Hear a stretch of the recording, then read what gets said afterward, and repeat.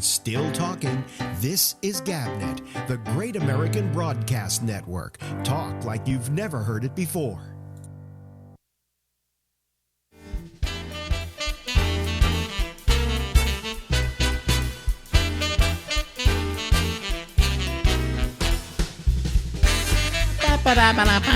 Live from the Harlem in New York.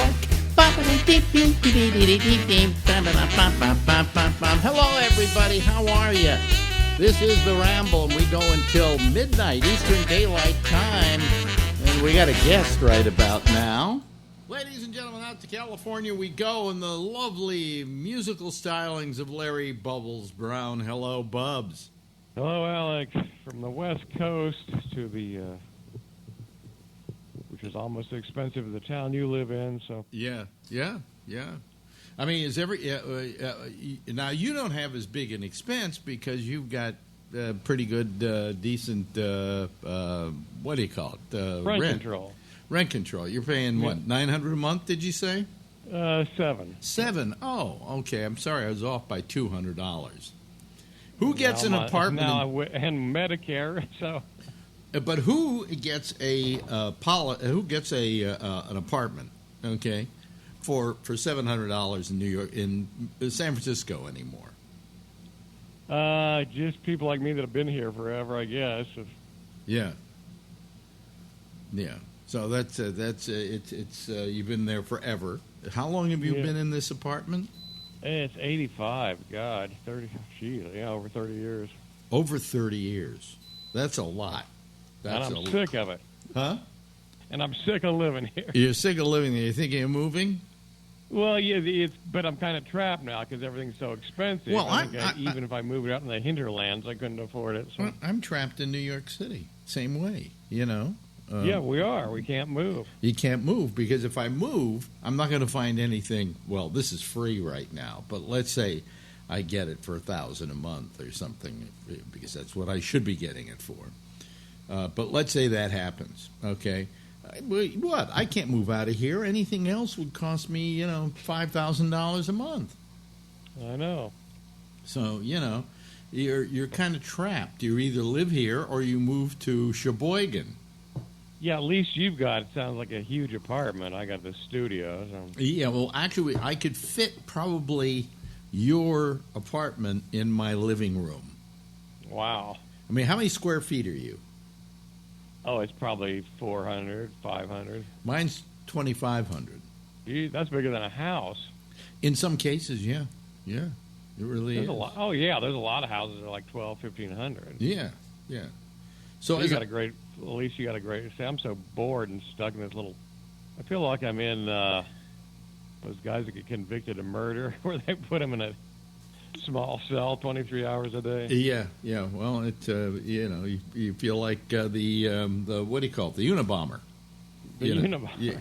You're kind of living like the Unabomber. He's probably got a bigger cell than your apartment. That's probably why I'm always out. I'm like pretty much here to sleep. It's funny. They take these people and they put them in a cell, and then they keep them there 23 hours a day for the rest of their lives. Now, why don't they just kill them? You know what I'm saying? I mean, it's like you're burying them. It's really a form of burial. Oh, I would think that's I would think a death penalty would be better. That's cruel. That is cruel and unusual to pen somebody up in those small cells, and I think many of them actually go insane. Yeah. So I mean, I just I just don't understand the whole thinking behind that. I mean, let's face it. Why are we sending people to prison? As a punishment? I don't think it's meant to be a punishment. You're sending them for rehabilitation, and that is not rehabilitative.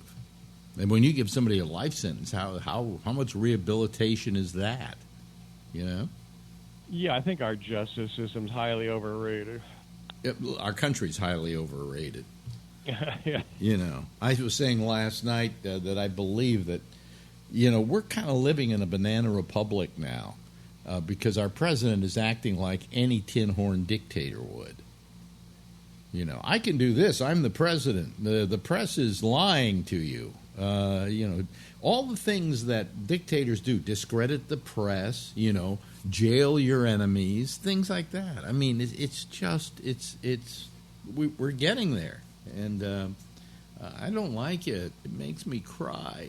Well, we're definitely becoming third world. I mean, there's thousands of people in the street. Oh yeah, I mean, we have all kinds of problems that are created by our own social ethic. The reason you've got people living in the streets in San Francisco isn't because all of a sudden there's a homeless crisis. They're living in the streets because really the society doesn't give a shit. And they could solve the problem, but they're not going to.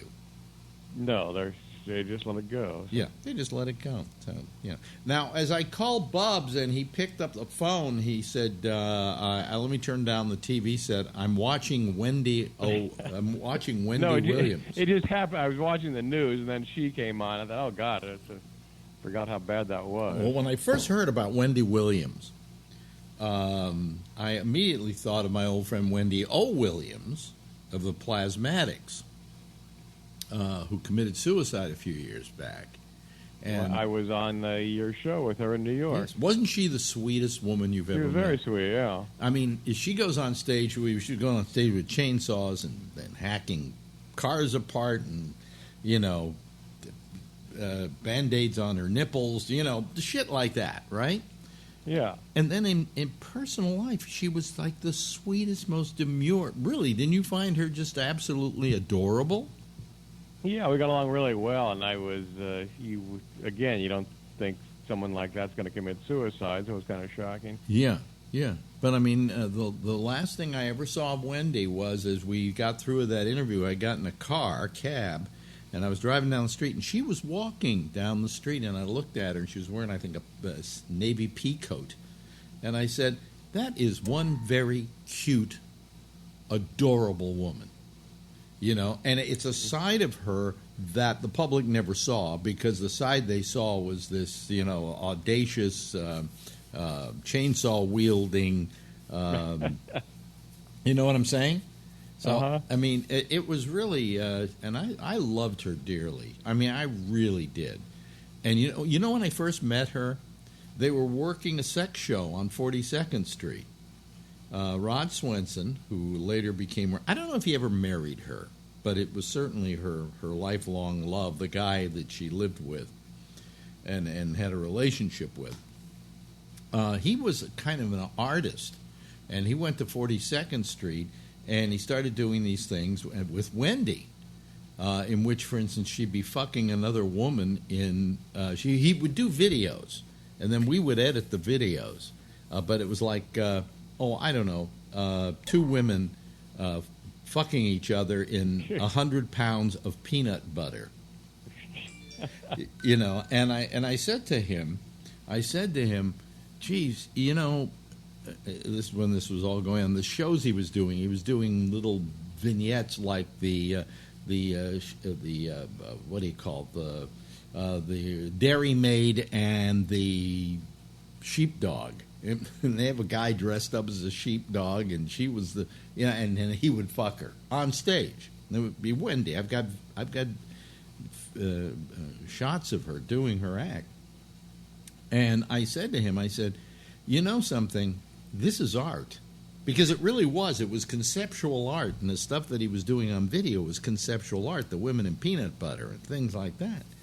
And he said, yeah. He said, that's exactly what I'm trying to do. I said, what? He says, I'm trying to bring art to 42nd Street without them knowing it. That they were getting a dose of art while they were sitting there trying to jerk off. But then he started this group called the Plasmatics with her as the lead in it. And that group became very, very well known and very, very popular. And sold a lot of records. And then she made movies. She was they had her, in some prison movie. But she always on stage had this persona of rough, tough, kick-ass, chainsaw-wielding, spit-on-you cunt, okay? And off stage, the person you met, this absolutely sweet, demure human being. It was amazing. It was just absolutely amazing.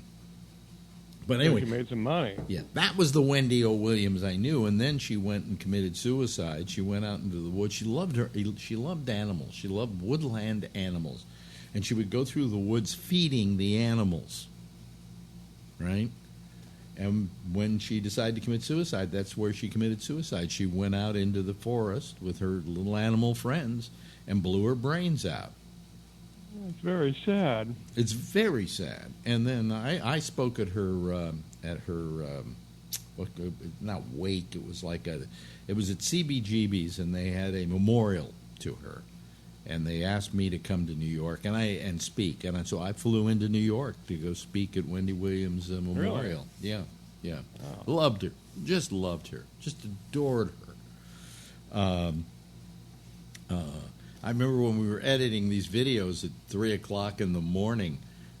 She and Rod would come, and we'd sit there editing the videos, and then she sometimes would go, well, I gotta go home, because he had to stay and keep editing. So she would go down to the street, and I saw her do it. All she had to do was, because of the way she was dressed and everything, I mean, she looked like a hooker on the street because she'd just come from her show at the Show World on 42nd Street.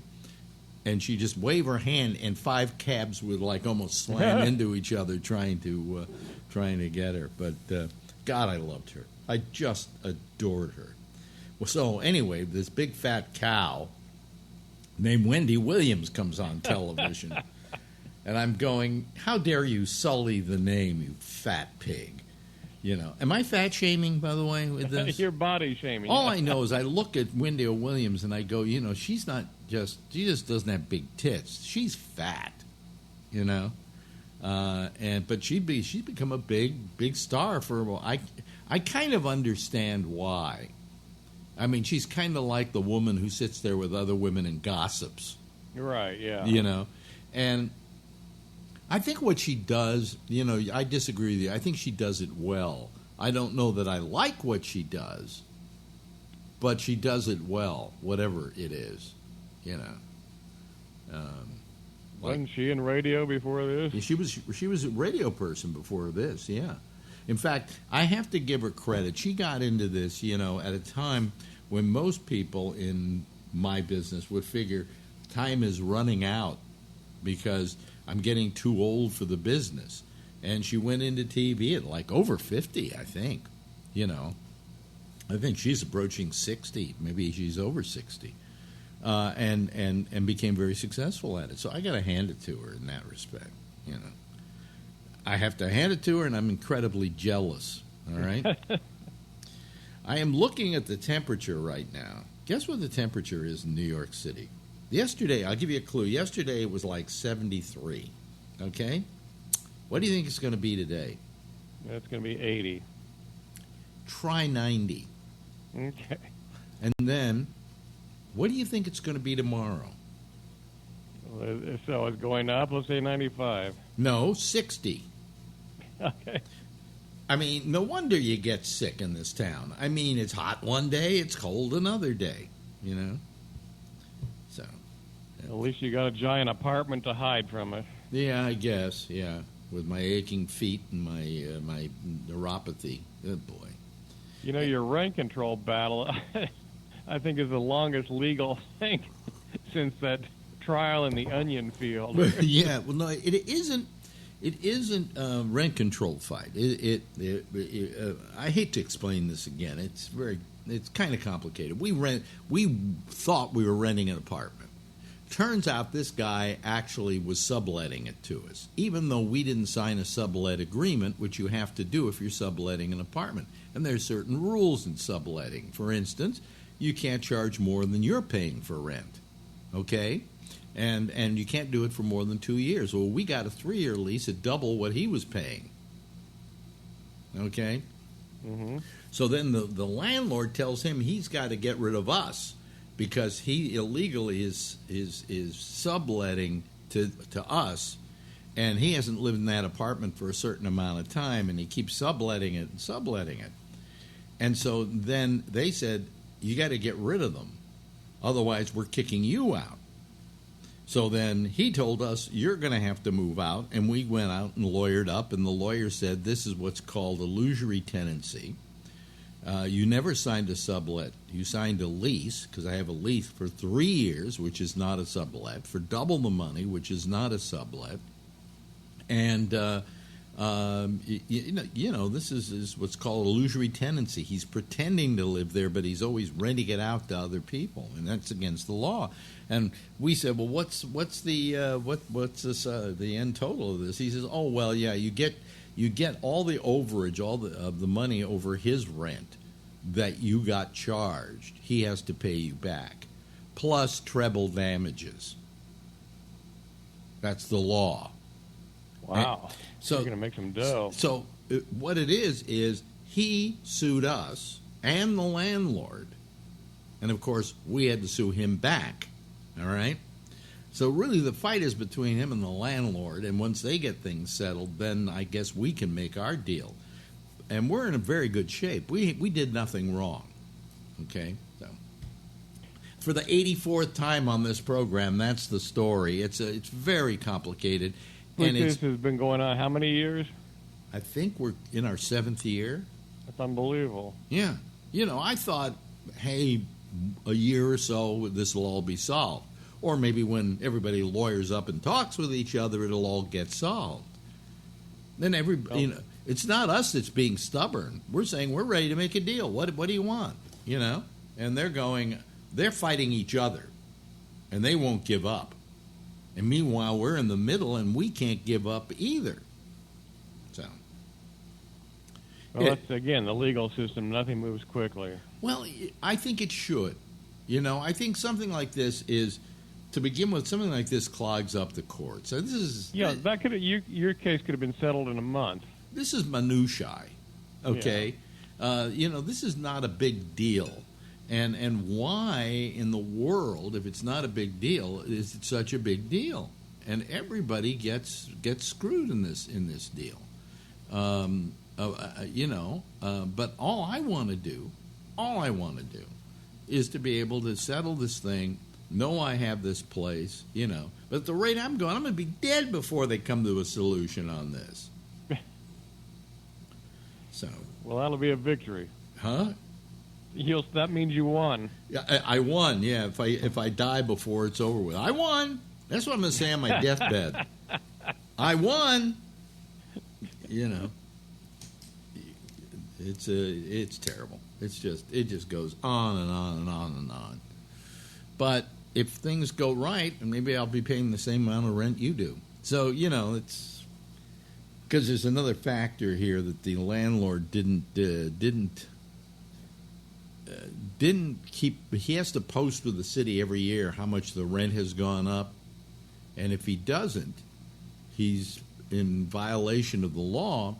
And when he finally does file it, he can only file it as high as you would have had it before. So in 2003, they quit sending these things to the city. And so the clock stopped at that point, according to my lawyer. And really what the rent should be, he said, your rent right now should be, if we had a judge agree with us that the clock stopped, your rent should be $500. Wow. He said, but I think I can get you $1,000. He said, but, they're not entitled to anything because they didn't register it, and they had to. So that's what it's all about, folks. That would be incredible. It would be incredible. Yeah, it would be wonderful. But anyway, so that's our little rent story, folks, for the 100th time. Yes, but it's fun to hear about it. I've never heard of anything going that long. It may be fun, Larry, to hear about it, but it's not fun to go through it. I can't imagine. Anyway, getting back to Wendy O. Williams. So you said, I'm watching Wendy O. Williams. And I'm thinking to myself, this is like the time my wife walked in, and I had just watched Jeopardy, which is the smartest show on television, right? Game show on television. What's the stupidest game show on television? What you flipped out? What's the what? The stupidest. game show on television. Oh, there's so many. Most game shows are so annoying. I'm not even up on the current. Well, I mean, Price is Right. No, I think the stupidest one is, what do you call it? Wheel of Fortune. And Wheel of Fortune comes on right after Jeopardy in every market. Or they're reversed. In some markets, Jeopardy goes on after Wheel of Fortune. But basically, it's Jeopardy, Wheel of Fortune. So I'm watching Jeopardy. And it's over. They've just finished with the final Jeopardy. And the theme is playing. And all of a sudden, it's, the opening to Let's Make a Deal. And Marjorie walks in, either from outside or because she was in another room. And she walks in and she says, "You're watching Let's Make a Deal?" And ever since, she keeps saying, "Your favorite show was on." I said, "What favorite show?" She said, "Let's Make a Deal." I said, "It's not my favorite. I hate Let's Make a Deal. It's a stupid show." That is a bad one, yeah. Yeah. Yeah, I mean, those two people, she's been turning numbers and he's been spinning wheels for I don't know how many years now. But he is just, he's looking long in the tooth too, And she's got, she looks okay. She's all right for an old broad, so. But, well, I think Merv Griffin, didn't he developed Jeopardy and Wheel of Fortune? That's right, and that's why they were on at the same time. Right after each other and whatever. And then they were bought up when he died, or maybe before that, they were bought up by Sony. So those shows have lasted forever. My God, they just keep going on and on and on and on. They made a fortune off those.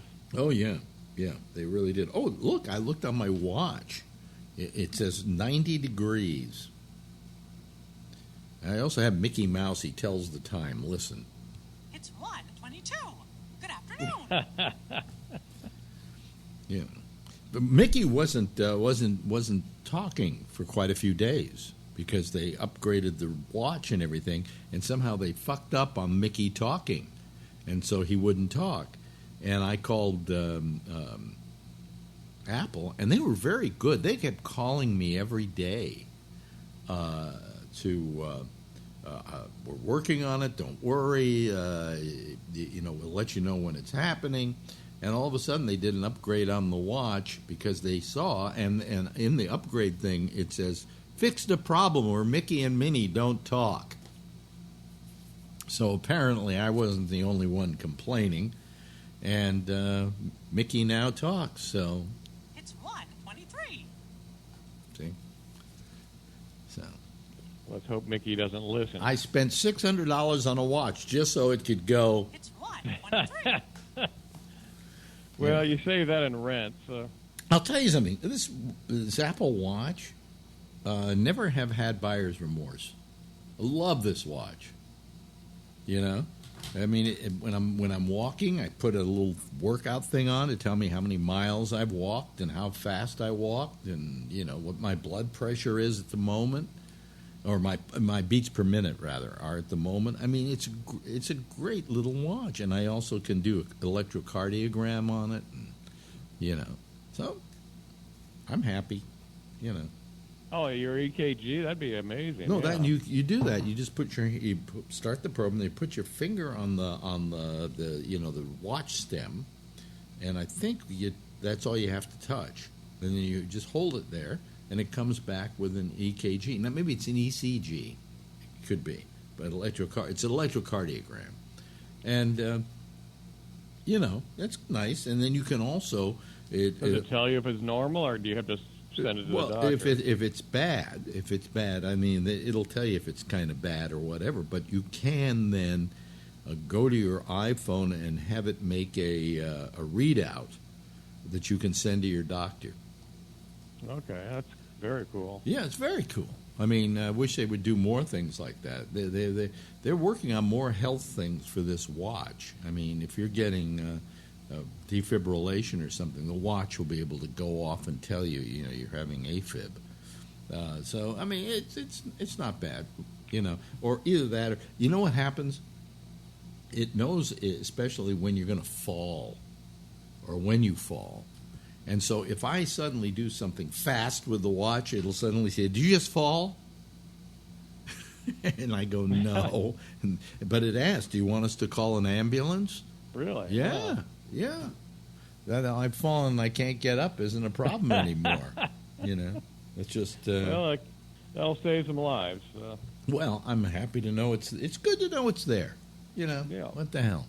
Hey, listen, we've run out of time here. What have we done? We've just talked about the same stuff I always talk about, my fucking rental rent problem. stories fly by. Yeah, when you tell the rent stories, time flies by. Thank you, Bub. See you next week.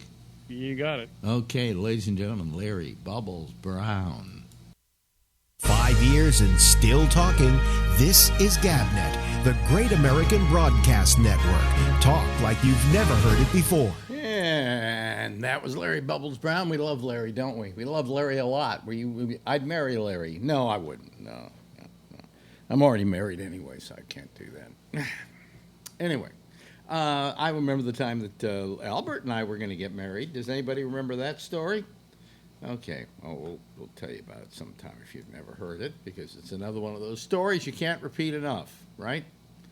And it shows what a lack of sense of humor the people over at Sirius XM had, because they wouldn't go with our idea. We were going to get married, yeah. But anyway, so listen, I've got this new opening, and again, I screwed up on it because I didn't have my volume up, because it comes up on a different pot.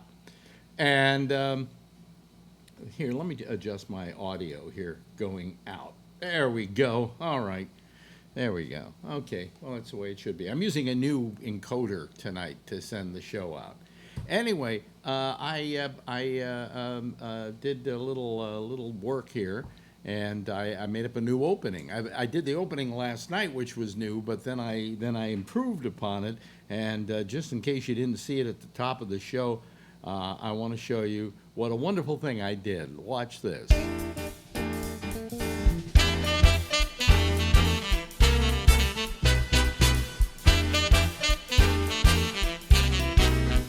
Well, you see that?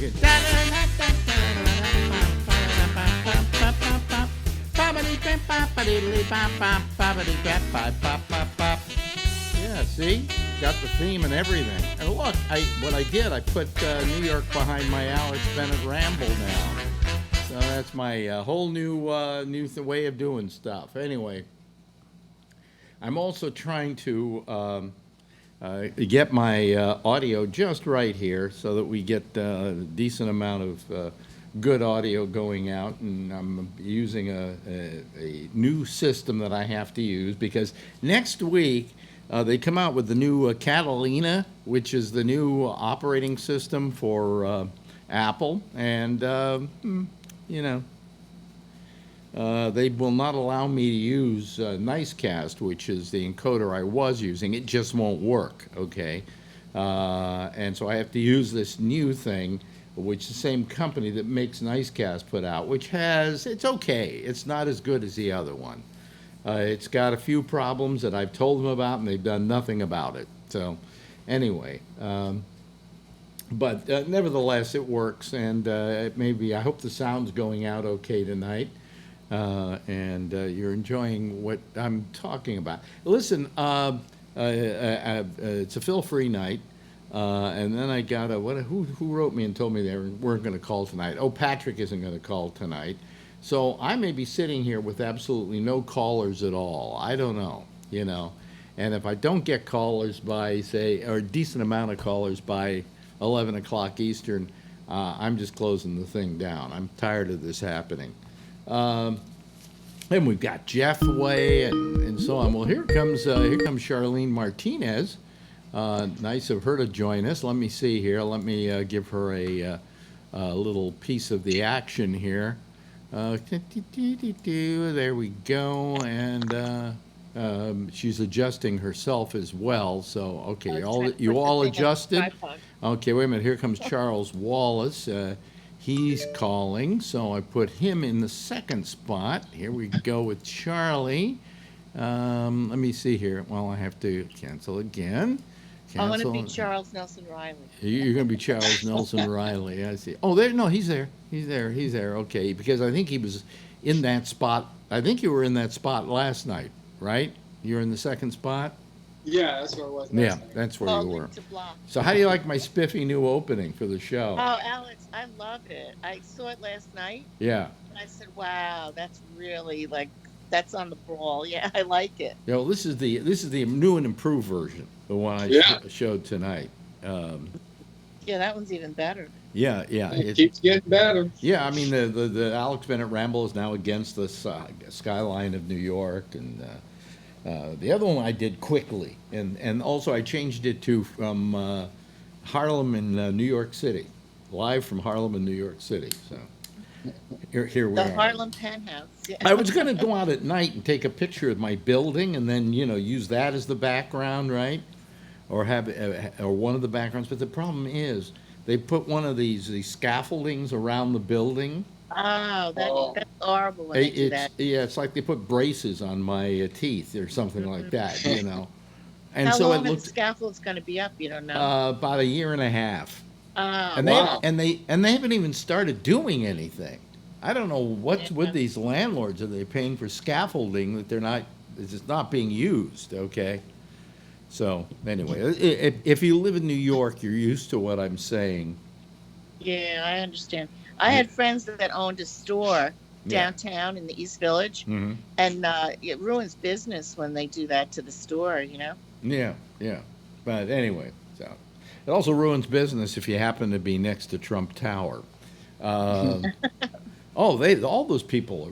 I think Tiffany's was having problems and so on. Well, they put those garbage trucks around it like a wall, right, like a fortress. When Yeah. he was in New York, Yeah. and then they said that they were asking people if they were shopping in Trump Tower, they'd let them in. Oh, put yourself on mute. Wait a minute. Put yourself on mute, Ray. Renati. Hey, Yeah. Put yourself on mute. You're very noisy. Okay. You're very noisy. Okay. Wait a minute. Hold on a second. Let me get him a spot here in the thing here. Alex, my husband called me FaceTime from New York before he got on his bus tonight, Mm-hmm. and he was doing what Ray does, and I said, "Oh my God, you're Ray Renati, and you're making too much noise." Well, And then I said, "Call me later when you get when you're home and get off the thing." well, the problem is he's out a lot, and when he's out, what happens is, you're making me dizzy with that, Ray. When you're out, the phones have a tendency to suck all the sound out of a room that it can, right? And then if you start talking, of course, if he were to start talking to us, that noise level would go down. But if he's just walking and he's got it on, so I have him muted while he's not talking. But certainly, anytime you want to talk, you just unmute and we'll be fine. Oh, hey, for the second night in a row, my word. We have, wait a minute, hold on a second. I don't know. Hey, what happened to Renati? Renati, are you there? I see him. I'm here. I'm here. It's just you're really still dark. there. Oh, it's just really dark. Oh, yeah, there it is. You're just. Yeah. Sorry. Yeah, it's really dark. I'll put it on mute. Kathleen? I'm near the freeway. So it's noisy. Wait a minute, What, are you on a bike tonight? Kathleen was calling. No, and I'm then walking. Then she disappeared. Kathleen, are you there? Shmoody? No. She'll call back, I'm sure. Yeah, Shmoody. It was great to see her last night, Alex. yeah. After all, All the years of talking about Schmoody. Yeah, yeah. Maybe she'll, Kathleen, yeah, we missed Kathleen, it says. And she's not there. Are you there, Kathleen? No, because I'd have at least a thing that, a representation of a caller. Because her, well, anyway, I'm out of it. Wait a minute, here we go. Here she comes. Let me see here. Are you there, Kathleen? No? No, she just doesn't seem to. We can't seem to get her. Kathleen, try calling us using Skype. Don't use the phone. Apparently, there's some problem with the phone, and I don't know what it is. Oh well. Yeah, she was great when she was Skyping. I liked it. She Yeah, looked great. Yeah. Wait a minute. I'm so. If you're listening, Schmoody, just call using Skype. Don't call using your phone because it says Kathleen Halstead, which means you're using your phone. She had a great Marvel T-shirt on. It's nice. Yes. By the way, let me ask you, Ray, where are you that it's so dark we can barely see you? I am out on the Baylands, as I often am, but there's no moon out, and it's kind of overcast, so there's just no light. Oh, here we go. Now I'm under a... Yeah. Normally it's lighter out here. Yeah. Is the dog with him? Yeah, the dog's here. You know, see the doggy? Yeah, let's see the doggy. That's a switch. Yeah, there she is. There's the doggy out on the walk. Yeah. Schmoody, if you're listening, call us using the Skype. Apparently you were trying to use your phone, and every time I would answer it, it wouldn't connect to the system here, which is a problem from time to time. By the way, everybody else, this would be a good night for you to call if you've never called before, so you can get used to how it's done. And don't forget to tell them you're extra, extra nice to new people. I'm very nice to new people.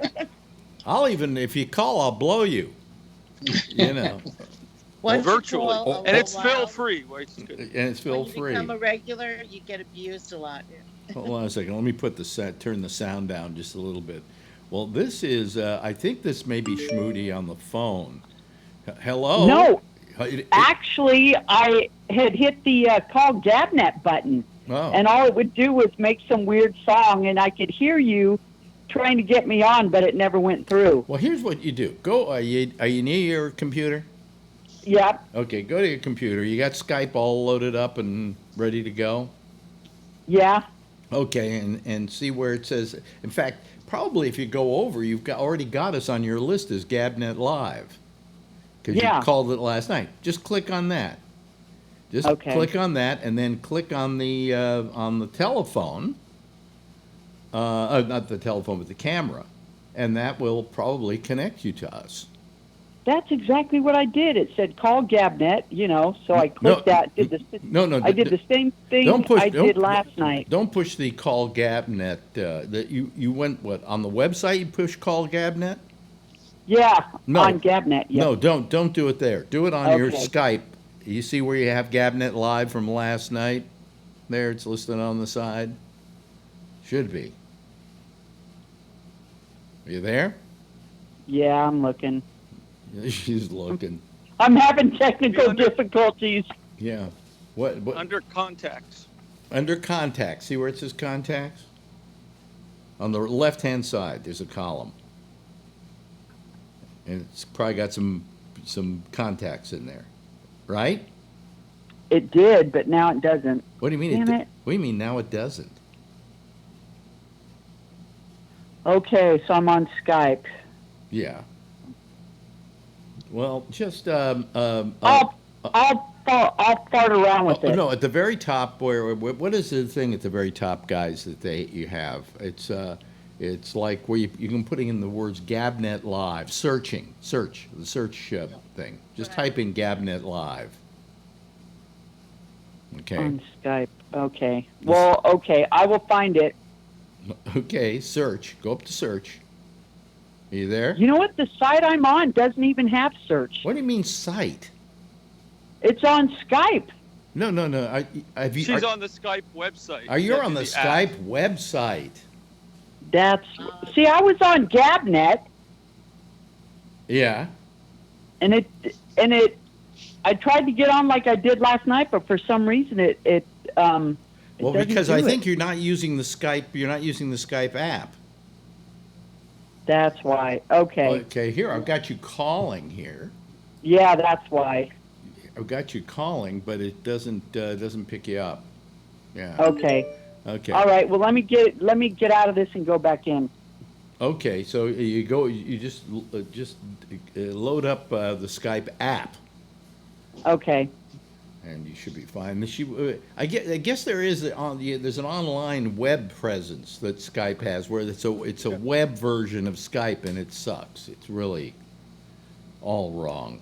Okay, here, Skype. It says Gabnet Live. This is where you talk. Okay, so you click on that, and up there is a camera and a microphone and whatever. Click on the camera. Click on the camera. There Yeah, we video go. call. There we go. Woo! Let me see Okay, here. bye. Wait a minute. Hold on a second. Is she there? She's there. Yep. Yep. Okay. Now, you know. There you are. Yeah, there we go. Okay. Okay. Bye-bye. Yeah, hang up the phone. You know, we get a W. And move your camera down so we can see your a little bit of your torso. And when you just have Yeah, your we neck can't up see your like that. guns this way. Yeah, we got to see. What did you say? Yeah, we got to see your guns. As he Yeah, said. that was impressive. Yeah, she had some guns. Oh, Yeah, she they're was. great. Do you still have the muscles? Do you still work out? Yeah, Kathleen? it's still working out. Okay, look at that! Look at that! Look at that! Did you see that, Ray? I did. We didn't. I did. She and I didn't used to have sex. She just bench pressed me. Yeah, no shit. God. Yeah. Damn. Oh, you mean were you married to her as well? No, I wasn't married to Oh. her. No. Oh, this is Schmoody? This is Schmoody. That's I remember that from years ago. Yeah, Okay. that's the world. Hi, Schmoody. That's the I world. heard all about you famous. like many years ago. That's a world famous Schmoody, for Christ's sake. Alrighty. Yeah. Cool. You know, yeah. So she had muscles and everything. Boy, I looked so skinny and gaunt next to her. You know, it was amazing. It was just amazing. She and I, you know what she and I would do? We would have farting contests, right? Yes. Yeah. And we would see who could do the worst thing to the other when it came to farting. And I think I won the day we were going up. I had a fire, not a fire escape, but it was a fire ramp that went up to my apartment from the garage. And I'm walking up, and she's walking behind me, and her nose is right near my ass. And I let one rip. Yeah, it was fire in the hole. No warning or anything. Did you ever accidentally shit your pants? Just well, wondering. Oh, I've had that happen, but not while not while I was trying to win the farting contest. Not no. while in competition. Well, that's No. good. Okay. No. A shark. Yeah, we did. It was like she was like hanging out with a guy. I mean, you know, a lot of guy stuff with us. You know, but you weren't a drinker either, were you? Nope. So that's where we were really perfect. You know, because most women I know drink. I think they drink because they have to put up with me. That's what I think. Okay. You know, Marjorie comes home at night. She's got to have a glass of wine, and I don't understand it. So when I went with you, you never drank, and so that was perfect for me. Very rarely. I mean, when we'd have the little Sopranos gets-togethers, Yeah. and we'd go up to Luca's Deli and get some stuff. Once in a while, I'd get a bottle of wine. Yeah. But for the most part, I didn't much care for it. That's right, and the great thing about going out with somebody who doesn't drink too is when you go out to dinner, you pay about 25% less. Oh, yeah. Because what they charge for booze, just a glass of wine is like $12 now. Yep. You know, and if we go out and girlfriend has 2 glasses of wine, that's $25 right there. Easily. You know, and so that's the price of dinner. So I was always happy to go with a woman who didn't drink. I haven't had a drink in 2 months. I quit drinking. Did you really? Yeah. Why'd you quit drinking? Well, I'm trying to get off this Klonopin, which is hell on earth sometimes, like today it was. Yeah. And you're not supposed to drink when you're getting off of it because it just makes things worse. Oh, really? And so, yeah. I would think drinking made it worse. Yeah, the drinking makes the withdrawals from the Klonopin worse. Yeah. Well, I've got some new pills. That's why I stopped. I've got some new pills I'm taking, and they're a controlled substance, I think. But it's pregabalin, which also is known as Lyrica. I hate those names. Dr. Bennett. Lyrica saved me once. I had this horrible nerve thing in my back, and I had the Lyrica was like a miracle. Oh, man. Well, this isn't like a miracle for me, but it does help. So, I mean, I have the. What's it for, Alex? It's for the neuropathy that I have in my feet. I can't even. Oh, Yeah. because I just got gabapentin. Are you going to stop taking? Well, here's the gabapentin, but I'm not taking that. No. The gabapentin made me worse. 5 years. I keep all my drugs over here. You know, I was going to say. you never know when I'm gonna I need them. You know. I think your pills made a lot of noise, Alex. What did you say? You're going to stop the gabapentin? Well, you can't do both because because this is kind of a form of gabapentin. It's just stronger and better and different and so on. It seems to help a little bit. You know, not much. Gabapentin, they both work on the same area of the brain, and they both have the same effect. So you can't take both of them. It's gabapentin. Yeah. Right? Yeah, originally they both are. This one seems to get me a little high. You know. Yeah. It used to make me sleepy. Yeah. I sleep like a log on this stuff.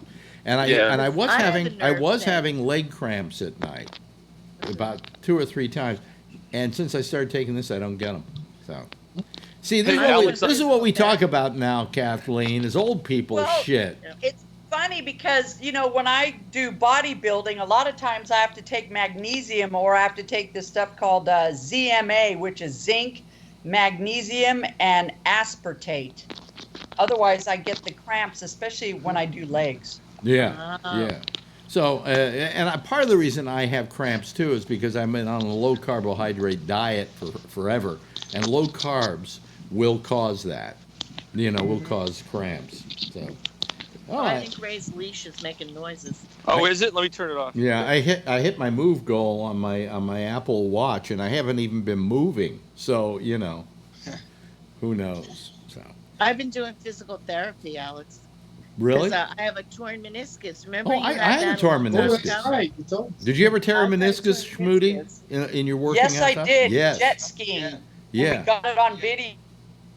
And I remember coming home, and a friend of mine let me borrow his knee brace. Mm-hmm. And, of course, our house was 2 stories. And that whole night I could hardly sleep. And the next day I went into the emergency room, and I showed up at UPS with a full leg cast on. Wow. I had the cast on for about 2 months, but I haven't had any problems since. Meniscus. I had a torn meniscus, but what I was doing is I was on the floor in the kitchen or something, and I just twisted my leg under me, and all of a sudden I got this pain. It was unbearable, and so I went to the doctor on the following Monday. And he said, "You tore your meniscus. Well, what do I do about it?" And "You're off to physical therapy." Yep. And I did about 3 months of physical therapy, and finally it went away. It came back a couple of weeks ago. I was on the floor doing some stuff with the computer, and I kind of tore it again, but it's better now, and it doesn't bother me. But for that... I had to have meniscus surgery. I had mine Really? removed. Well, for the torn meniscus, hold on a second, one of the things I had, and this stuff is really good. Where is it? What happened to it? What? Oh, here it is. It's this stuff. Wait a minute. Hold on. Got to put my earphones back on. I'm going to get a longer cord for my earphones. Voltaren gel. Anybody know that? And you put that on. Yes, I just ordered that from Canada. Oh, what? Illegally or whatever? Yeah, because it's so expensive here. Yeah. It is. It's one of those drugs you have to get an approval from your I know. health. Prior authorization. So I got it from Canada for really cheap. And I'm going, like $30 hey, it's just fucking gel. That's all it is. But but it does help with the pain in the leg. And so I had to. I had this one doctor who said every time you want a new re-up on the prescription, you have to come see me again. So, but I've been living with this tube of it forever. But Voltaren, folks, if you're out there, I'm doing a commercial. Voltaren, ask your doctor for it by name. How do you spell that? Is really good at doing away with any kind of pains you might have, temporarily. It's really, really good. It's super popular in France. People use it all the time. What is it? What's and in it? It's really cheap. It's got what is it, Alex? I forget. But well, it's got. Let's see here.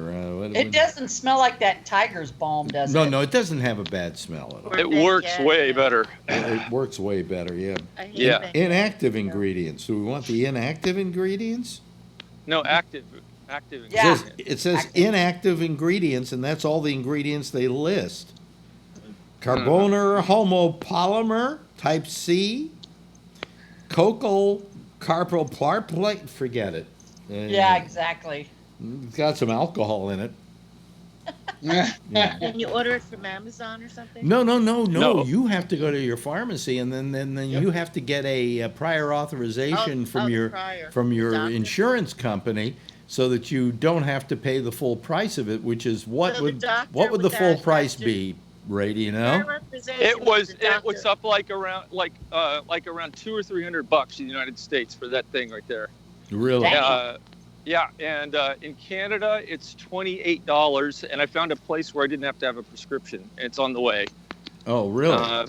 Yeah, and my normal place in Canada, they even wanted a prescription, so I found another one. And how much did you have to pay for it? With shipping, $38. I can't remember. If I had it here with prescription, it would have cost me probably $250 after. Well, with my insurance, I don't remember what I paid, but I didn't pay $250 for it. Otherwise, I would have. Well, you have that good insurance from the union. Yeah. I don't have it anymore. I lost it. See, this is what we talk about, Schmoody, these days. You know, at this age, you talk about, I got this pain, I got that pain. Charlie's missing some toes from diabetes. Charlene's got all kinds of problems. Ray's got his set of problems. Well, I almost fell over. Phil, who was on last night. I crashed into a pole. Okay. Nice.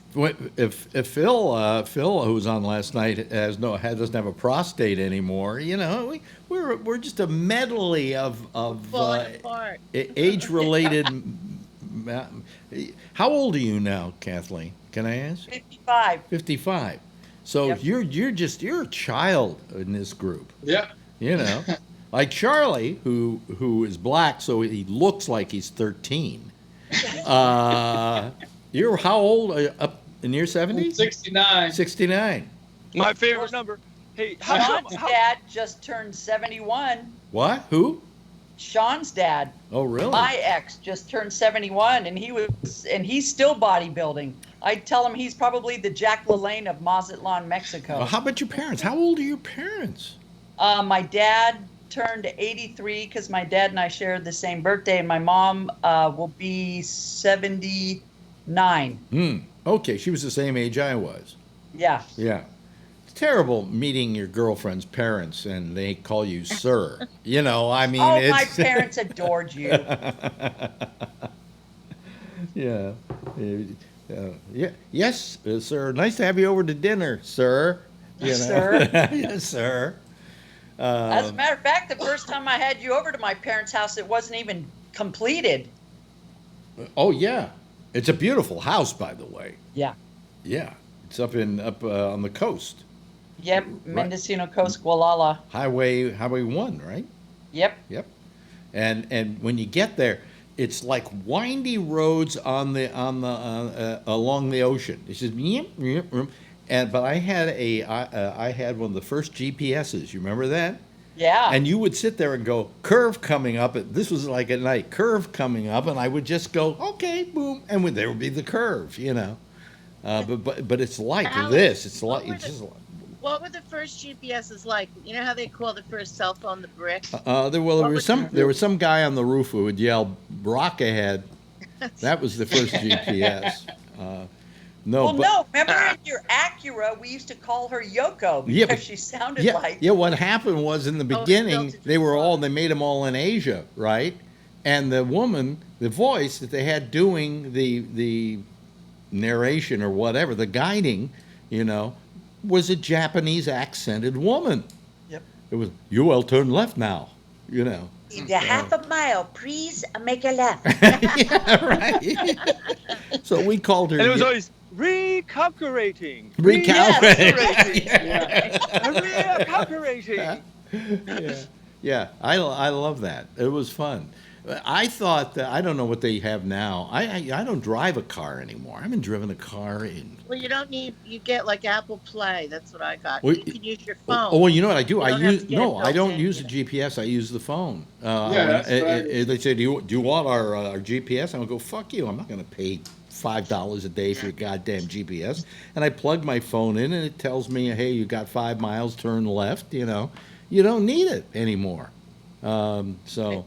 You know, but my last My last car was a Volkswagen, and a Volkswagen, and it had online GPS. It was hilarious. It would be like an American saying, "Okay, turn right on the next street," which is, and then they had to voice over because they screwed it up or something. It would be like a German woman. So, turn right at the next light, which is the Oregon Expressway. And my son and I used to do it on purpose. We would just crack up. It was so hilarious. Well, this was just a couple years ago. I just thought it would be a lot of fun, and you could the car companies can make a lot of money if they have GPSs, and you can have a choice of voices. And then they go out and hire major actors to do the voices. And I'd like to get one with like Patrick Stewart going, turn left at the next corner, and then when you get there, he goes, make it so. Make it so. I have the Cookie Monster on Waze right now. Oh, do you? Yeah, the Cookie Monster is telling me directions. Oh, really? Yeah. Awesome. Oh, that's cool. Yeah. See it. Somebody took my idea. They already have them. Well, when the GPS first came out, didn't you have to buy like different cartridges? You were saying. Well, you had to when you went to the dealership. If let's say I was going out of the Western United States, okay, Right. say into the Midwest, I would literally have to have them put in a different cartridge for that part of the country. Or I think you could even go in the back of the car and put it in yourself. But you had to buy them. They were like $79 a piece or something like that. Do you remember this, Charlie? Like you have to update them to the maps. Like they charge you to update, Yeah. If the maps are old. You or don't something. need it. Just use your iPhone. Oh, I know. That's what I do now. I got Apple Play in the car, and I just use the phone. But I haven't driven in something like 2 years now. I'm beginning to wonder if I remember how to drive. And then I said to myself, that's silly. If I got into a car, I'd immediately know what to do. It's like, It's like a bike. Right. Riding a bike. It's like masturbating. You never forget how to do it. Unless you've never masturbated. Like Unless me, you've never masturbated? No, I'm kidding. Oh, I thought. I figured if anybody jerked off, it was you, Ray.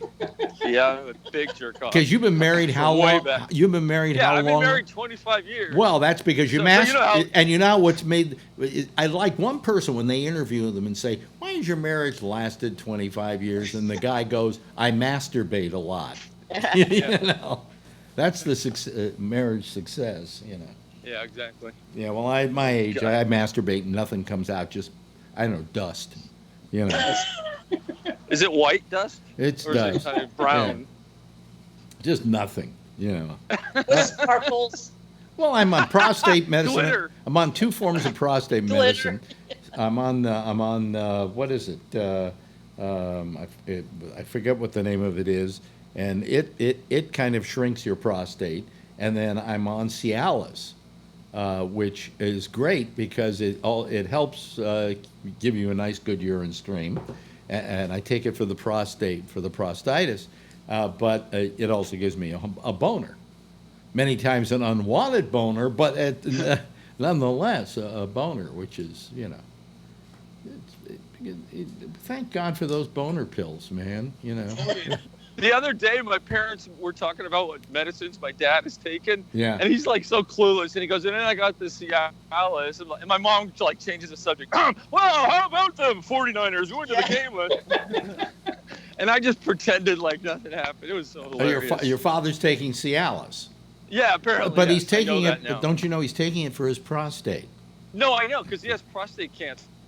He does? But they're not going to do anything about it because he's so old. He's going to die of something else before that. How old is he? He's only 80. Let's see. I'm 58. He's 83. Yeah. Well, see, I probably have prostate cancer. I think we're working on it at my urologist. But the thing is that at my age, most guys who are my age, 70% of them will have prostate cancer at 80, okay? And if they live to be 90, it's 100%. But my dad's 81. But they don't do anything about it. They just watch it and make sure it doesn't get aggressive. And You know, what they say to you is you're gonna die. You're gonna die of something else. You'll be dead first. And I'm going, oh well, that's a nice thing to know. I'd like to know that this was maybe going to kill me first, and you're going to do something about it. You know, apparently when you're older, it's so slow growing. Well, like once you're over, I don't know, 75 or something, that it's just not worth doing anything about it. Yeah. They always use their figures and facts and everything to figure everything out. Yeah. Like women don't have to have a gynecological exam like after, I don't know, they don't even want to look at you anymore because the figures. Well, no, what it is, it's not that, not going to get. It's not. No, it's not that you can't get something. It's just that no doctor wants to look at an old pussy. I knew you were going to say that. I gave you a good opening for that one. That's why you should always choose a blind gynecologist. You know, one who's like just good with his hands. Yeah. Right. And then they'll just feeling around. Yeah. Well, you know, Schmoody remembers me in a different context. Like, where can we get some coke so I can get high and we can fuck? You know. Yeah. You know. So. What older age has given me is a certain amount of dignity where I'm not chasing pussy all the time. You know, and I can keep my marriage, all right? You know, because I'm not going to cheat. Why? You know, I'm getting to the point where I'm not going to cheat. You know, so. But I would never cheat on Schmoody because she would have kicked the shit out of me. You know. Right.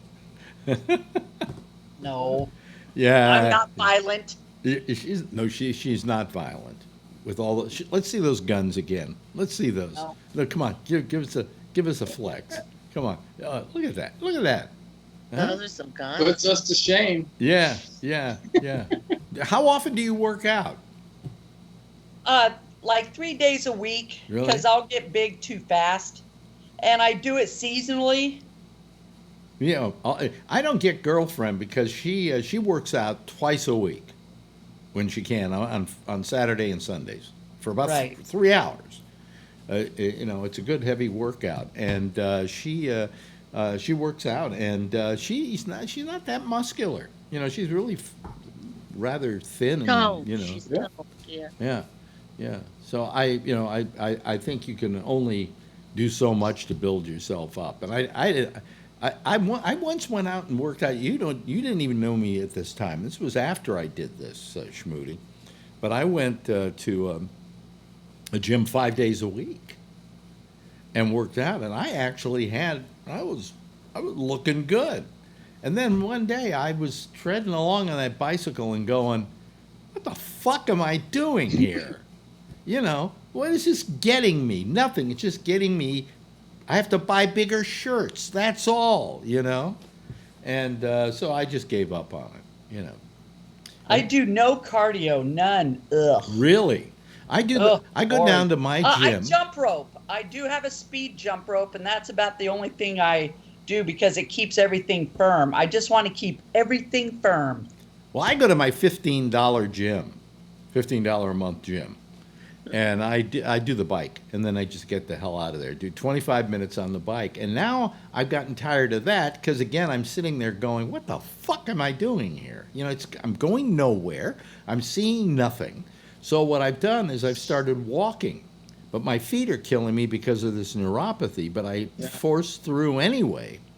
And the other day I went up a whole big giant flight of stairs that go up to Columbia University, and I gave myself a real workout, and at least I saw stuff. Yes. You know?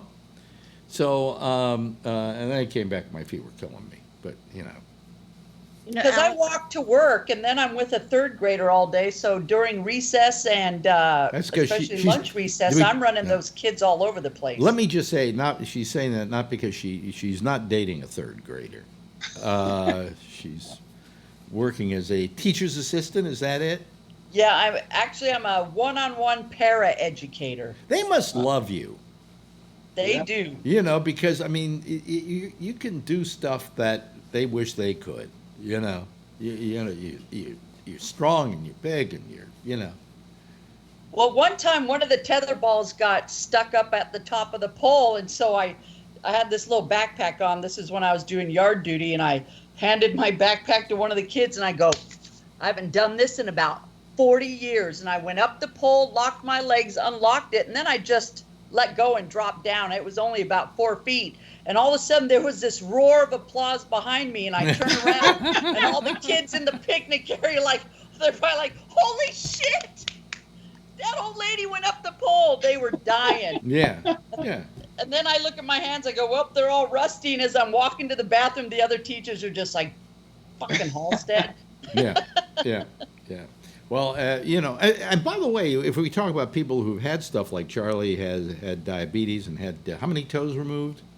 6. And that was on 1 foot, 6 toes on 1 foot. That took a lot of doing. But you actually had breast cancer. Yep. Many years ago. Yep. And then my mom recently had it, and she survived. Yeah. And you got it at what age? 32. 32. Wow. Young, yeah. Yeah, but you know what she got for all of that? She got a brand new pair of tits. Yep. And she didn't. I got a new front bumper. Yeah.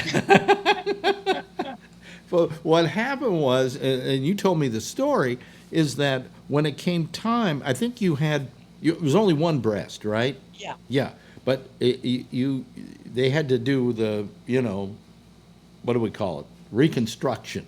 Yes. And they said, what size would you like them? And I just said make them proportionate to my frame. Yeah. Read the order. And so they had to do the other one too, because it was not proportionate to your frame. And they gave you the largest pair of implants I've ever seen in my life. I think they had to drain the Pacific Ocean in order to fill the bags, And they're saline, and because I bodybuild, the doctor put them underneath the muscle. Yeah. And they're pretty. They were there. They're there. Yeah. And they've lasted all this time very nicely, right? Yes. Yeah. Yep. Did they do that expander thing that they do for that? Like, were you able to do that with the skin to expand so they could fit it in, or? No, they just put them in. Well, tell them what you were before you had the I think I was like maybe a 32 or 34C. Yeah. Oh, wow, and what are you now? 42D.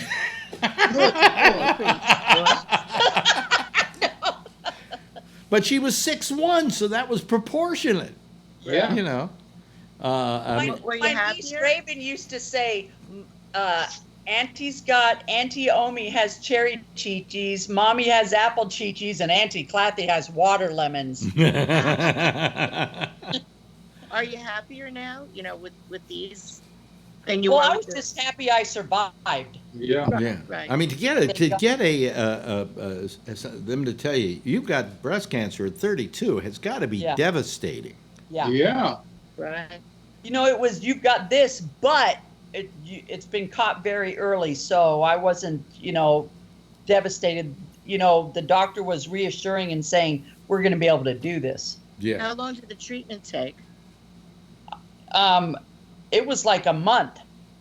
Mm-hmm. Wow. Yeah. Like radiation and all that stuff? Or? Nope, I didn't have to have any of that. Oh, that was good. Yeah. Yep. Yeah. They just lopped out. And and it was my great uncle that. Tell him about your great uncle. She has a very famous. In fact, in Chicago, there's this street named after him. Yeah, right? Halstead Street. So my great uncle was William Stewart Halstead, and so he graduated from Yale, and he wanted to go into medicine. Did some work in New York at Bellevue Hospital, and then he and three other guys opened up Johns Hopkins. Oh, wow. Did the first gallbladder surgery, and he did it on his mom in his sister's kitchen. Mm. Did the first breast removal surgery. Did the first, gallbladder, breast, thyroid, mm-hmm. and some other stuff. Anytime you have surgery, it's a Halstead clamp that's clamping you. And he also introduced rubber gloves into surgery. He was the guy who came up with rubber gloves for surgery. Up until then, they didn't use anything. By the way, speaking of rubber gloves, see, look at this. Now, where did I get those? I always, anytime in a medical facility that has them, I steal them. Why do I steal them? Not because I use them. I just steal them. While you're waiting in the doors. And so I got my flu shot the other day when the guy was out of the room. Reach into the drawer. Yeah. And the whole time William was a surgeon, he had been addicted to cocaine but needed to use morphine to make sure he stayed off the cocaine, because he also introduced cocaine into dentistry. Wow. So he was very famous, and they named a street after him. Today a lot of the surgical procedures that you involve yourselves in, he was responsible for. But if nothing more, the rubber. I heard of the clamp.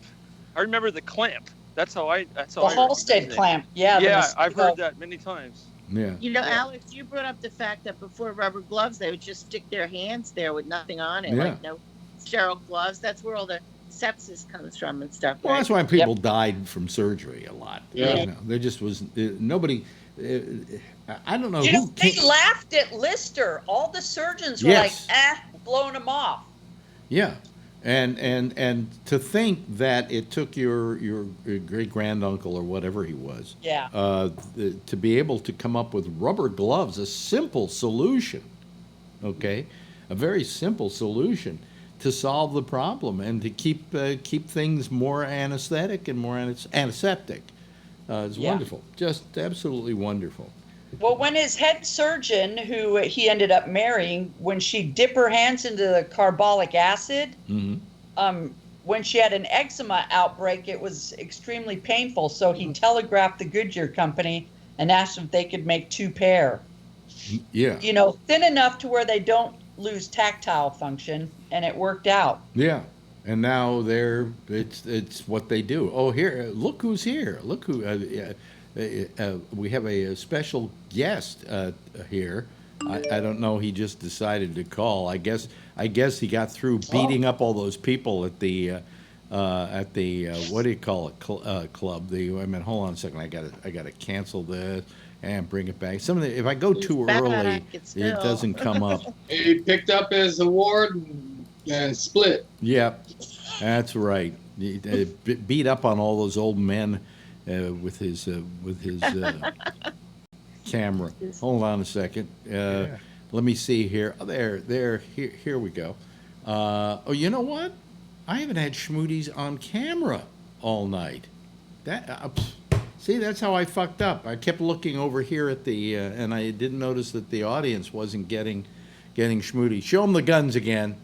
Flex. No, just so they can see it. Wow. Look at that. Look at that. Yeah. Okay. I'm sorry, folks, if I didn't flip over to the, They're like, holy crap, what kind of guns is she showing? Yeah, right. Right. So, anyway. Hey, Alex, does the audience go up when Schmootie's on and when Charlene's on, when we have some women on here? Well, last night we had a lot of people watch. Yeah. Yeah. Tonight it's a little less, but, Because there was no Phil. Huh? Yeah, there was Phil last night. Yeah, there was Phil last night. Yeah. No, I'm talking about tonight. Oh. Well, it's not it doesn't wait a matter. minute, I got to go over to my Facebook page where it says it's a Phil-free Wednesday and get rid of that. Okay. Well, it was. There we go. It was. I got out of there early. I got out of there early. I didn't submit a print this contest, and I just had I'm the print chair, so I had to. I'm the person that presents them, puts them on the light stand, and for the judge to judge. But so once there was 21 prints, and once I was done with that, I put away the equipment and I was out of there. No, okay. They had like 90 projected prints to judge, and I didn't put in a projected either. Well, I'm sorry, folks, that you haven't been able to see Schmootie, but now you do. There she is. That's her. That's what she looks like. she's how long have we known each other now? What is this now? Oh, okay. Let's see. 22. 22 years? Yep. You think so? What year did we first? Because I met you in October of 96. So it'll be just this October, it'll be 23 years. 23 years. Now, 96, I thought it was a little earlier than that because 97 I left the station and that's when you and I went to Vegas together. But I guess it was about then.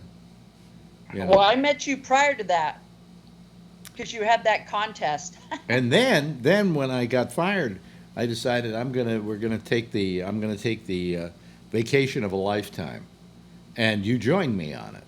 Yep. And we went to Europe for 3 weeks, and what was one of the things that was great about it, okay, was that I knew somebody at the airline company who said, okay, just buy regular coach tickets, all right? And then I will upgrade you for your entire trip to first class. And that's exactly what happened. All the way along the line, oh, yes, you have coach, but yes, you've been upgraded to first class. And we're eating the shrimp and we're doing the whole deal, And then we took Valium and went to sleep and woke up in Gay Paris. Yeah, in Gay Paris. And I have a video of it of you coming out of the door going, God, I'm in Paris, Yeah. Hey, Alex, was that when you had that Radio Free Jack site and you had all the videos from Europe? Is that what it was? Yeah, hers was there. Yeah. And also if you go to my Roku channel, it's up on the Roku channel as well, I think. I can't remember. Is that one up there? I can't remember. But yeah, we went all over the place. We wound up in Ibiza in the end. When you could wind up in Ibiza and not be a total dick, Now it's like tourist heaven. Yeah, whatever. I mean, when we went, it was perfect. Even in Barcelona was wonderful. Oh, I got to tell you a story about her in Barcelona. This is the best. In Barcelona, and I don't know if it's the same now, was famous for one thing, and that is purse snatching. Okay. On the Rambles. The gypsies. Well, on the Rambles, but anywhere else. Okay. She's walking. You've got a purse or something like that. Yeah. And all of a sudden, somebody comes along and snatches it. Now, what would most women do? They would scream and yell, "Somebody just stole my purse." Tell them what you did. I chased that bitch down and got it back. She ran like a motherfucker. And in the end, the guy actually, we learned a great lesson.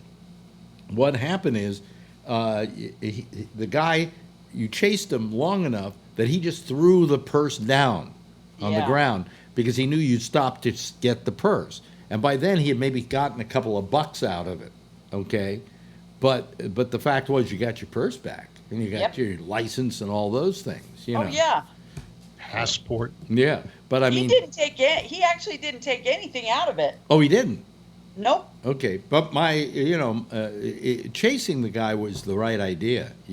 But he did throw it on the ground, didn't he? Oh, yeah. So that you would stop and pick it up and he could just get away. Not if he had a knife or a gun or an accomplice. What are you saying, Phil? She could have taken all of them. Chasing the guy is not a good idea. Huh? That's what I'm saying. It was my first instinct. Yeah. And my whole background's law enforcement. And yeah. Yeah. I had a little bit of that myself. Yeah. You were with the UPS police, though. Yeah, I was interviewing with OPD, and my uncle was head of homicide at the time, Oakland PD, and he was just like, I go, well, should I? And he's like, he was going, I can't tell you yes, because your mom will kill me. But, UPS offered me a lot more money than OPD was willing to pay. Wow. The thing about OPD is those guys tend to chase criminals, and they are the ones that tend to get shot. Well, no, but sometimes the criminals drop the purse and they quit chasing them. You see, there was the joke there. You see, I'm doing a callback to the discussion we had about Herb and dropping. Forget it. Yeah. Yeah. Well, yeah, you got to be a good witness. But I'm glad you got your purse back. Yeah. Yeah.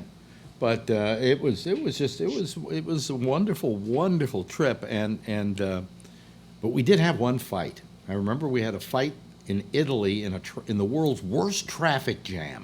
We thought it was an olive oil spill. Yeah, I mean, literally, we were going down the road, and it said, no, you have to pull off the road because you can't go ahead here. So we pull off, and its traffic is just backed up, and it isn't moving. I mean, it was the most horrendous traffic jam I've ever been in my life. And so we lost our tempers with each other. And that was the only time. I think at one point in the yelling, you said to me, "Shut the fuck up." Yeah. And I remember I shut the fuck up. I didn't say a word to you. You would say, "So what do you think? You think we're going to get out of the traffic?" He wasn't saying a word. And finally she said, "Will you say something?" And I said, "You told me to shut the fuck up." He does that. Yeah. But that was the only time I ever felt I was going to get killed by her. You know, it was, Was the sign in English? But we finally got the... Remember the time we were in Barcelona and we were getting ready to eat and you took a picture of me and you put the camera up and then you slowly put it down and you had this weird look on your face and then you put it back up and you took the picture and I'm looking at you and you go, "I'll tell you later." Because what was behind me? Russian Russian mob guys? Yes. It wasn't in Barcelona. It was in Ibiza. It was at the hotel in Ibiza.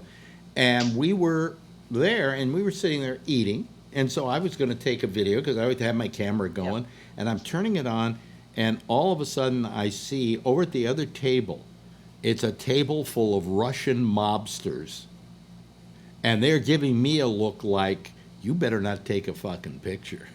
I mean, and didn't they separate so that you could? So that they wouldn't get photographed. Yeah. Jeez. Yeah. So, how do you know they were Russian mobsters? Because they were speaking Russian and they look like mobsters. Okay. Okay. You looked at these guys and you knew you didn't want to fuck with them. Okay. They look like those Russian mobsters that you see like on TV shows with the big square heads. Oh yeah. Totally, yes. Yeah, okay. Serious looks that never go away. And they had all their little hookery girlfriends with them. Yeah. Oh, that's the sign right there. Yeah. That's it. Yeah. I mean, they were enjoying themselves and having a nice time in Ibiza, but but that was in Ibiza when that happened. It was pretty nice. That was I think the vacation of a lifetime. I think that would, but something after 3 weeks, I think that's about all I can take of vacation. Yep. Because you had the 3-chip digital camera, and we were at the airport in Barcelona, and I had my poster, and by that time I had it with having a camera on me. Yeah. And I was saying, "Sir, there is nothing to see here, sir. Please put the camera away." Yeah, all you saw of me on that vacation was a camera in front of my eye. Yeah.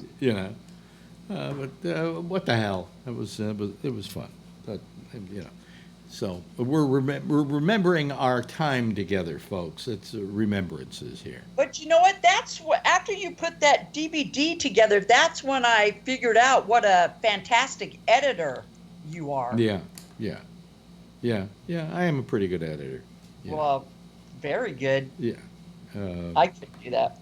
In those days, it could have been Mr. White on Superman. Well, in those days, it was a lot more work than to edit and all that stuff. Today, the editing that if I had all that footage, I could probably put it together in an eighth of the time that it took me in the old days to do it. But I also had a great star here, and we walked the Alps together, and we did the whole thing. But by the end of it, we're just oh boy, I want to get home. I want to get out of this fucking suitcase. Yep. Yeah. And if you ever, sightseeing, have you ever seen, you go to the Alps and you go, I have a thing of Bobby Slayton, we're in the Alps, the French Alps, for the Olympics in Albertville. And we're up, they put us up in this chalet in Courchevel, which means horse slaughter. And they put us up there, and it is gorgeous up there. I mean, and it was snow because it was the winter, and it was beautiful and gorgeous and just, breathtaking. And I've got a videotape of Bobby Slayton walking up the hill with these mountains behind, these beautiful mountains behind him going, have you ever seen so many fucking mountains in your life? This sucks. Well, only Slate. Yeah. He's the only person on earth who would say that, really. Look at these fucking mountains. That was, it was gorgeous up there. But anyway, we got a half hour left to go, and we haven't even talked about anything tonight. You're lucky. What do you mean? What do you mean I'm Alex? lucky? You didn't watch any of Donald Trump falling apart today and turning into... I paid no attention myself. I didn't have 3 minutes to myself today. Really? I'm telling you, he imploded today. Absolutely imploded. He even did a tweet that had the word bullshit in it. Good.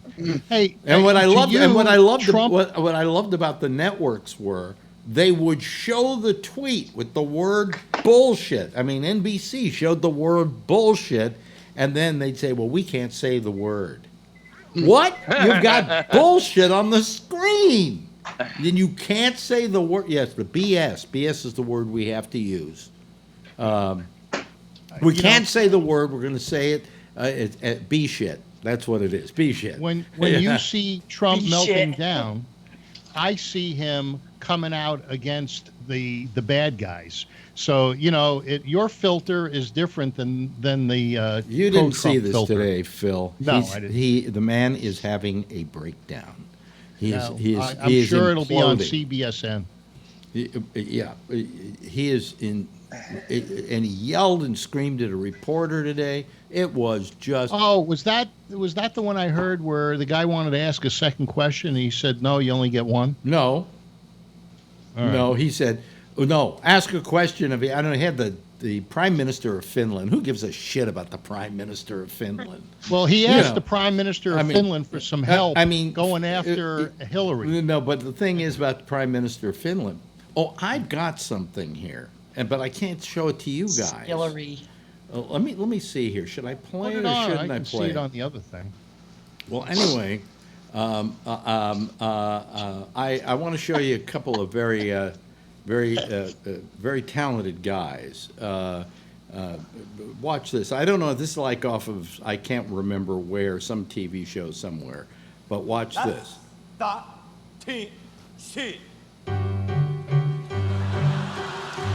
See, they're playing the piano with their penises.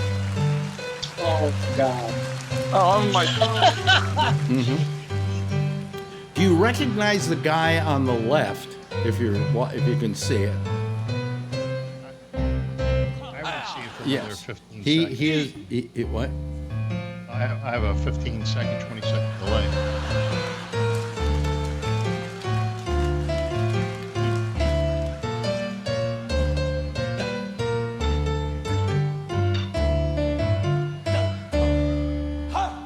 Yeah. Oh, sorry, it's me. Yeah. I'll mute. Yeah. Anybody recognize the guy on the left? That's the Mr. Bean dude.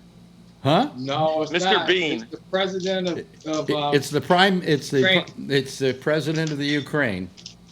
Oh, right. Yeah, he's a comedian. Now, how are you guys seeing this? I'm not seeing it either. YouTube. You have to go to YouTube. I'm on YouTube with the other thing. Well, you got should delay. You should see it. It'll come up. Yeah. Well, everybody else, Ray already saw it. Yeah, I just went over to my computer because I have my phone. Oh yeah, that's the Prime Minister of Finland. Wow. Yeah. No, it's not the Prime Minister of Finland. The Prime Minister of the Ukraine. I mean Ukraine. Yeah. Wow, look at that. He was a comedian. Yeah, their act was pretending like they were playing the piano with their penises. Wow. Yeah. I got a piano here. Maybe I should take it up. You can become. But anyway, I'm watching the. I can go do it right now if you want. You know what's going to be interesting tonight is if this doesn't go up on YouTube because I played some kind of clip from somewhere. You know, fuck them. Anyway, so where was I? The Prime Minister of Finland. He was in the middle of this whole firestorm of the press, and they didn't give a shit about the Prime Minister of Finland. Who gives a shit about the Prime Minister of Finland? In fact, so Trump starts yelling at this guy, ask the Prime Minister of Finland a question. And the guy says, yeah, but first I want to finish asking you a question. He says, don't be rude. Ask the Prime Minister of Finland a question. And he's yelling at the guy. He says, you're being rude. He's going crazy, going nuts. And nobody gave a shit about it. And on top of that, if you ask Trump right now, shows Finland on the map, he couldn't find it. Trump was courteous. He was being respectful to another world leader. Come on. Oh, yeah. Yeah. He spends his whole day in a state of paranoia. And is Finland where you get the lutefisk from? Lutefisk? I think so. The place that rakes their forests so they don't have forest fires? I think so. Well, they don't have forests. They got tundra. No, they're not that bad. You know, although all those countries are kind of really snowy. Yeah. When I was in Norway for the Olympics, we drove 100 miles to Lillehammer, and it was nothing. One of my favorite shows. Nothing but snow. Nothing but snow.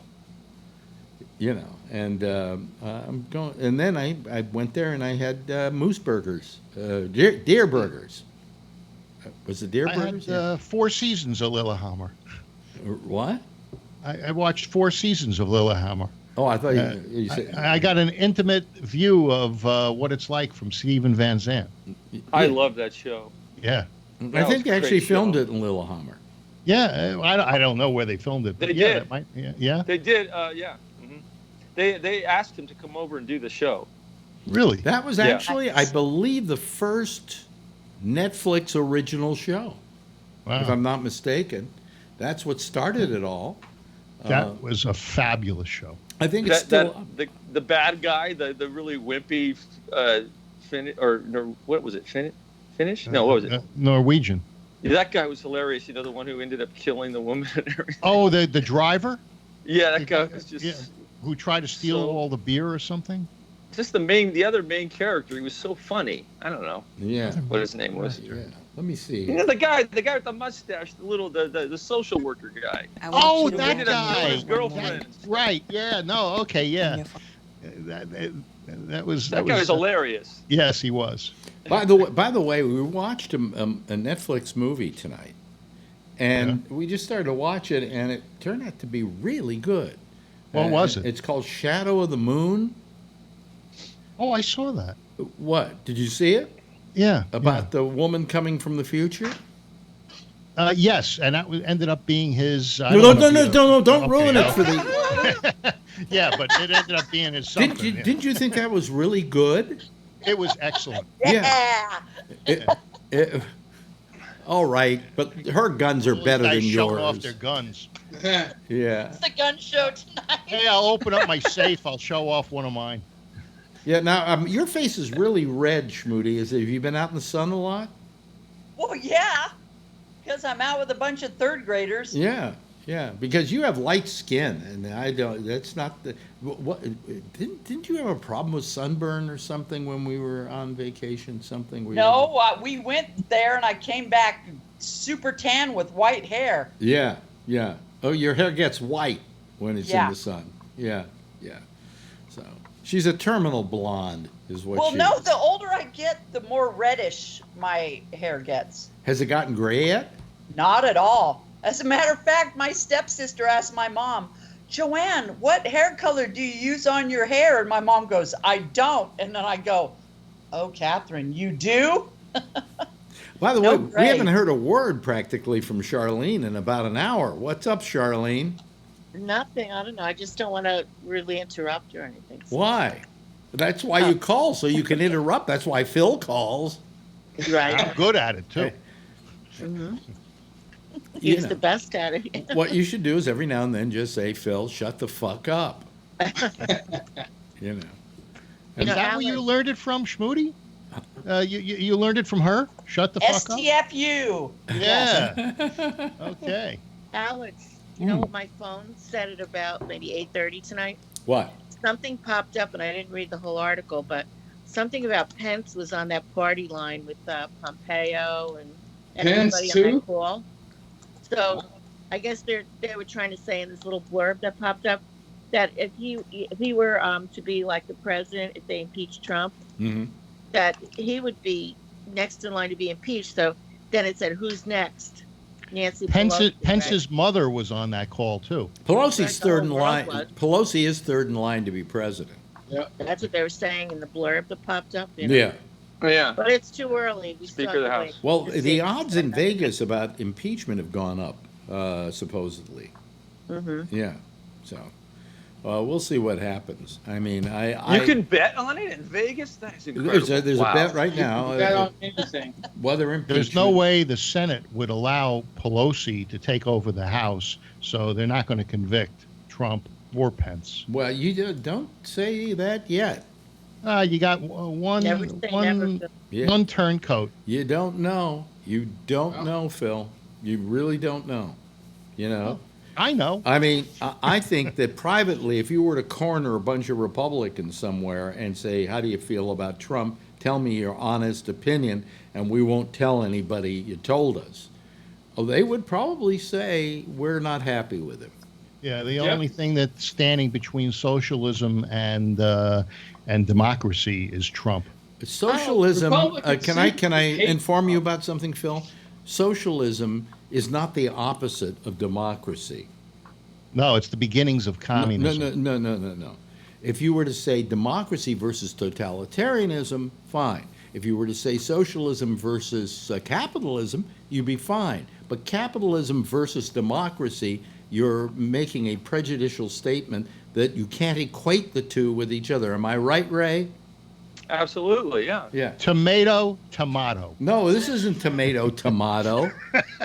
Did you guys hear that Bernie Sanders may have had like a heart problem? Yeah, he's got what I got. Yeah, he just had surgery, yeah. He's out. I think he's out. Okay, he took a hiatus, which means reason keep sending money, but I'm out. The reason I think he's out is not so much because he would back out because of this, but because most people are not going to feel comfortable now voting for him. Yes, because if he had a stent and he were your age, Phil, they'd probably feel okay about it. I got 3 stents. Yeah. You know? Yeah. But if he were your age, maybe everybody would give him a pass on it. He's 78, okay? Yep. And everybody's worried enough as it is about him because of his age. I don't think he had any heart problems. I think he just wanted to get out. You know, this is, all he did was...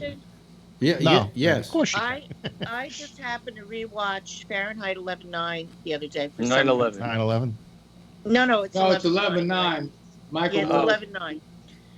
So as I'm watching it, I was like reliving everything, and I'm like, wow, this is a really good thing that he, made, Michael Moore, because it's going to be historical. If you want to know what happened, he tells it in the beginning. And then all of a sudden in one part, he said, somehow Bernie was supposed to be Hillary. Like something happened that the Democrats got him. They show him at the convention, introducing Hillary as the candidate. Mm-hmm. But, that's probably true because he wouldn't say something like that if it wasn't documented. That's true, right? Bernie. Well, yeah, the superdelegates. The superdelegates all went to... That was it, right? Yeah. My mother moved to Gainesville, Georgia about 30 years ago. And she says to me, there's a super Kmart here. She was so proud of the fact that there was a Kmart. And it wasn't just a Kmart. It was a super Kmart, just kind of like the super delegates. They're worthless. I don't know how that has anything to do with super Well, delegates. Super Kmart is, there was nothing there. Well, I went to a McDonald's and I had everything supersized. So I guess that's like the super delegates, right? Yes, Charlie. Right. Yes, Charlie.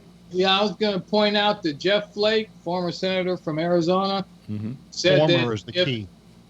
Yeah, but he said, because if it was still there, he'd never say it. But he said if there were a secret vote, 30 Republicans in the Senate would vote Trump out of office. Yeah. But it's not going to be secret, and Jeff Flake was not a Trump supporter at all. Jeff Flake was a flake. Well, a lot of those senators are not Trump supporters. They're just scared shitless of him. Well, that's good. What they're scared shitless of is not being a party in power. No, a party loyalist, as it were. Yeah. And they feel that this is the one guy that they have hope in to keep the Republicans in power. And what are they going to do if suddenly Trump gets impeached? And let's say the impeachment works or whatever. Who are they suddenly going to throw in to run for president? They have nobody. What, Pence? No, Pence won't run. Pence might run, but Pence can't win. Pence got no personality. This is what I'm worried about with Elizabeth Warren. I was saying this to a girlfriend tonight, was that the problem with Elizabeth Warren is her politics are right on target. I really like her, all right? But she has no charisma at all. Zero charisma. Who you are? Tony Magno has more charisma than she does. Well, I disagree. You think she has more charisma than Tony? I think she has lots of charisma. I love Elizabeth Warren. Yeah. But I worry about that part of it. But I intellectually, I'm probably more for her than anybody else. Shmoody, do you have anybody in this game, or are you just not paying attention to it? No, I mean, I have issues with the whole lobbying thing. I mean, I would like to hear just one of the politicians come up with a good plan for the homelessness and the drug addiction. Mm-hmm. Getting to the root cause of it and coming up with some good plans. Yeah. How about you're at a school, right? You're a teacher at a school. How are the parents feeling about, the kind of violence we've had in schools lately? Well, like here in California, it's funny because my son, he's in 8th grade, so he's in junior high school, and so he's got these pair of shorts and they're reversible, so they're either blue on one side or red on the other, and he absolutely refuses to wear the red ones. And I go, dude, listen, the cartels have all absorbed those gangs. They don't even fly colors anymore. Seriously. I mean, hey, Shmoody. What do you think about in Florida? There's they passed a law that teachers could carry guns in the classroom, with training. Now, not all counties decided to adopt that. If they were to have that in California, what do you think of that? Being you work in a school. I don't know because I have guns, but I've been shooting since I was a kid. My dad is a retired colonel in the military. Some teachers, it would probably scare the hell out of me. Mm-hmm. Other teachers I would be okay with. You got to have 140 hours of training. Gee, right. you should start your own podcast, Guns with Guns. Very funny. But we had at the class I'm in, and I'm not a teacher, I'm just a teacher's aide, but the first week of school, we were going to have a lockdown drill. And where the teacher wanted to put the kids, I told her, I go, there's 2 windows right there. I said, nope, they're going to be back over here by this door. Because you have to have an out, just in case. But there is some kind of thought being put to that, right? Well, the problem with the training here in California is just be quiet and hope and pray the guy doesn't come by. Yeah, that doesn't work. Exactly. And my thing is, I believe you got to be offensive. Yes. So when they're talking about the lockdown, I'm already looking at file cabinets to tip over in front of the doors. But They're like, oh, just cower in a corner. Like when the whole thing happened in Florida, I asked the principal at the school I'm at, I said, so you guys always know when there's going to be a fire drill because it's always planned. Right. I go, okay, so what's the contingency? What is the protocol if the fire alarm starts going off? And it was nothing but a blank stare. And I said, that right there scares the shit out of me. Yeah. When Or there's the no simple plan, fact. the people perish. Yeah. I mean, we had a meeting about live shooting, and they were saying, some of the other teachers were saying, well, if we hear something, we'll call Lisa and Carol. They're the two gals in the office. And I turn around, I go, they're dead. Because the first thing I'm going to do as a live shooter, I'm taking out your fucking communications. So they're done. So now what? They'll throw their eraser at them. Yeah, I mean, it's just ridiculous. Yeah. Yeah. So you would, I don't want to put words in your mouth, you would be pro trained teachers, and these are anonymous. They don't know which teacher is carrying and which one isn't, having guns in the classroom. I'd be 50-50 for it. I'd have to see what the training programs are, and I mean, Jesus, and who signs up for it. I mean, really, half of me says yes, and the other half says, holy shit. Oh. Only because I know some of these teachers, and you're gonna have your one rogue teacher or two. They're like, oh, I've got this. I know what I'm doing. I mean, I don't know. My son will not go to high school here in California. He's gonna do online schooling at home. Because I do not trust the security. I mean, if I were the head of security at a high school, I'd be hitting all the other schools that are going to feed my high school so that by the time these kids get to my school, they all know me. I already have a rapport with them. So if there's rumblings of something going on, they're going to have no problem coming to me and telling me. Plus, you know who's acting out in the other schools, and you got to keep an eye on them. Absolutely.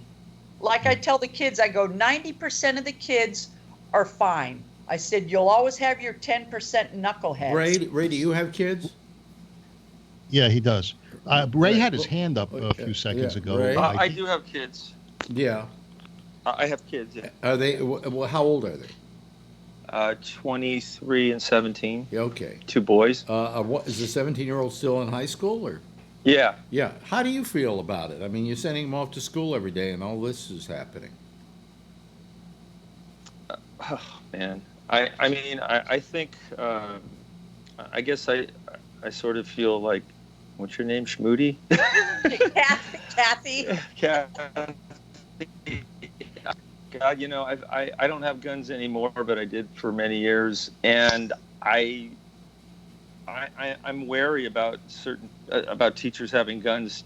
I don't know that they would be trained correctly. I don't blame you at all. That's why I say I'm really 50-50 about it, because 50% of it scares the absolute shit out of me. There's going to be a crazy teacher that ends up shooting people. Yeah. I mean, that we're going to hear that eventually. And then I don't know, man. I don't think it's a good idea. I think what you said, we need to have some better plans for everything.